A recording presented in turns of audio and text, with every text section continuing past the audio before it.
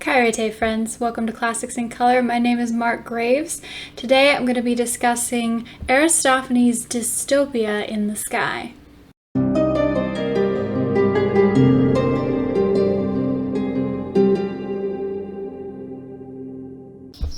So part of the reason why I love this play and I want to discuss it is that it seems to me very much like a sort of proto-science fiction or science fantasy. And I love science fiction.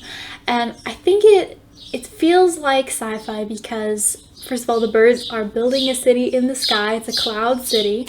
And the humans are ingesting drugs to try to change their anatomy. And the birds and the humans are both working to try to change the rules of society and create their own new society that ends up being kind of a dystopia. And so there are a lot of elements that make it feel very sci-fi-ish and very interesting. So first I'm going to give you some context for this play. So it was written by Aristophanes around 400-ish BC, and check out my other video if you would like to learn more about ancient comedy in Athens. But just real quickly, ancient comedy has a lot in common with modern comedy. Picture an Adam Sandler movie. There's raunchiness, there's violence, there's some current political and social issues mixed in, and at times it can be very controversial and stir up a lot of hard feelings.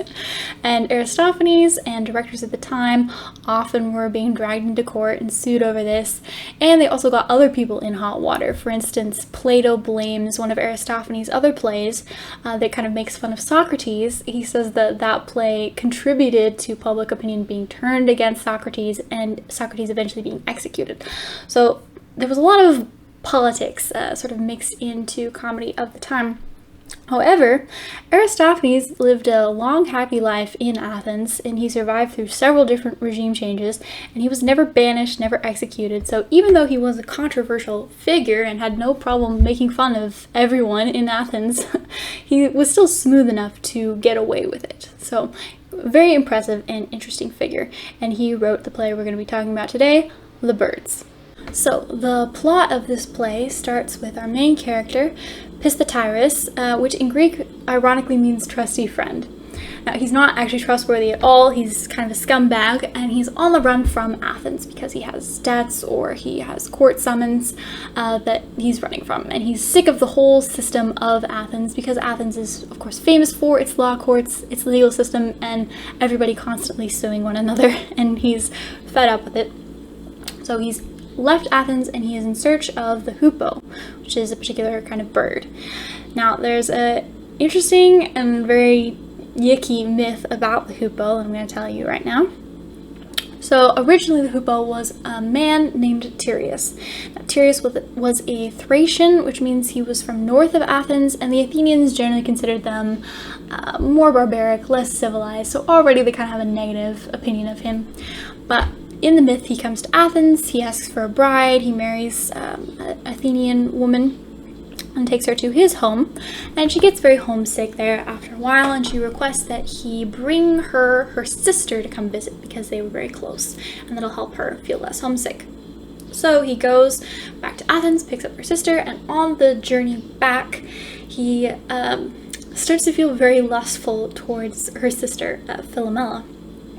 And when they get to his city, he actually kills the guards that came with her, with Philomela.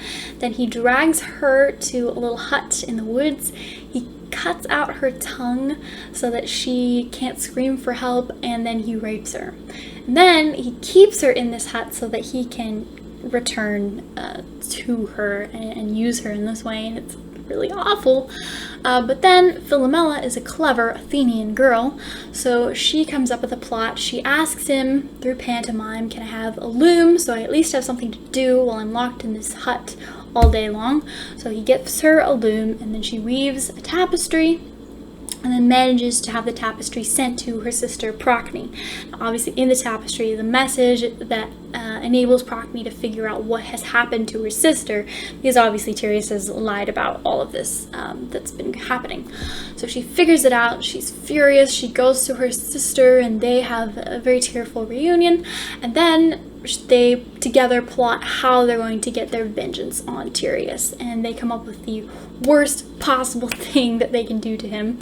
they kill Procne's son that she's had with him, and they cook him and then feed him to his father, Tereus, without Tereus knowing. Although they tell him after, as soon as he's taken a couple bites, so that he will know just how much that they've screwed with him and they've gotten back.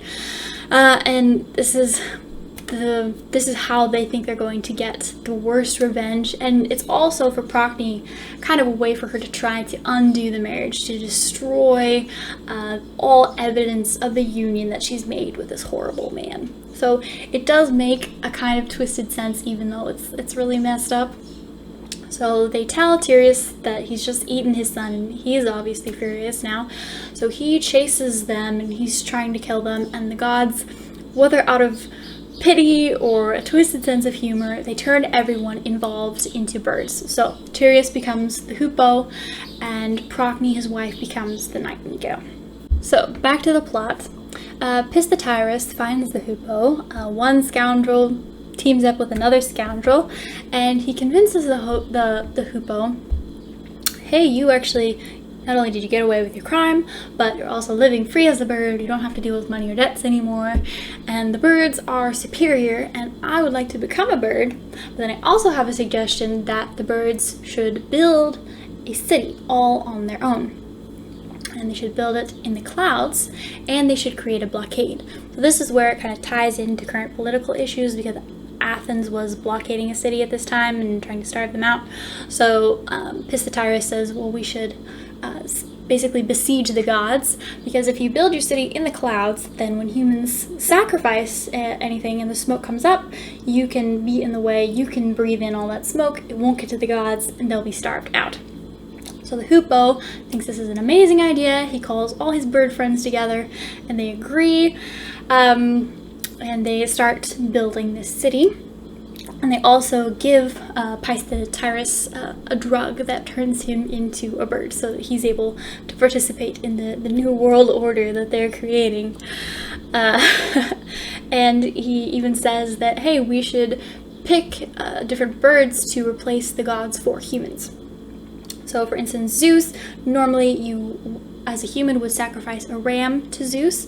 Well, let's have the nuthatch, because he's a king bird, stand in the place of Zeus, and now humans get to sacrifice to him, and they're going to sacrifice gnats because that's what he likes to eat. And not only is that better for us birds, but that's better for humans too, because who wants to sacrifice a whole ram when you could just mash up a couple of bugs? So that's kind of humorous. And then they build this city, which is called Nephelakaguia, which literally translates to Cloud Cuckoo Land. And if you've ever seen the Lego movie, they actually go to a place that's called Cloud Cuckoo Land, so that's kind of a fun little Easter egg. So they build this city, and then even though the original idea was to try to escape human laws, this is kind of where the dystopia part comes in, they end up creating some more laws. So first, the birds, because they're more bestial than humans, they say that a lot of things are allowed that wouldn't normally. So adultery is cool in the new city, as well as beating your father. So apparently this was a big problem in Athens, where sons all grumbled about wanting to hit their dad, and that wasn't allowed. But in this new city, that was allowed, and that was really cool for everyone. And then the birds also make a couple of laws about how the humans are allowed to treat the birds. So they're not allowed to cage them anymore, they're not allowed to eat them anymore. And then they break the fourth wall for one of their rules. So, little context, all of the comic plays were entered into a contest every year. And they were graded, and they win first, second, third place. It's kind of like the Oscars, but more intense, more competitive, there's more on the line. So all these plays are in competition. So at one point the birds break the fourth wall as they're listing these new laws, and they say, and we decree that if this play, The Birds, doesn't win, we're gonna poop all over the audience. So that's really fun. Then in the end, they defeat the gods with their siege. The gods concede, Zeus hands over his scepter, and they end the play with a big song and dance of their victory over the gods, and the humans are left under the dominion of the birds. So that is The Birds by Aristophanes, a great comic play that has some great sci-fi elements. Thank you for tuning into Classics in Color. I'm Mark Graves. I hope to see you next time.